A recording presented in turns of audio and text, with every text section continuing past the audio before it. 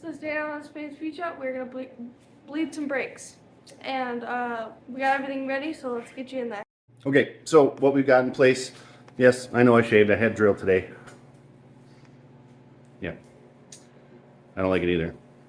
We got something, take the cap off the master cylinder. We got our good old 10 millimeter wrench, yes, another millimeter on a hot rod. Shop towels to catch brake fluid. We got one patent to open it up, and I'm going to work the brake pedal.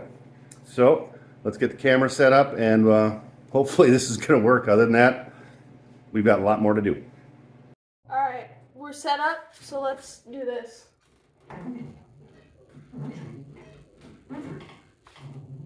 Okay, we're good. Okay, plate back up.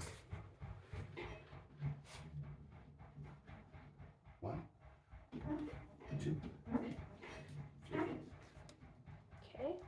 Any bubbles coming out? No, not yet. Okay. One, two, three. Okay, we're good so far. Tighten it up. So I did. Okay. Okay, so we bled both brakes front, but we just got you on the one, and I made some mess, and but that's hot rodding.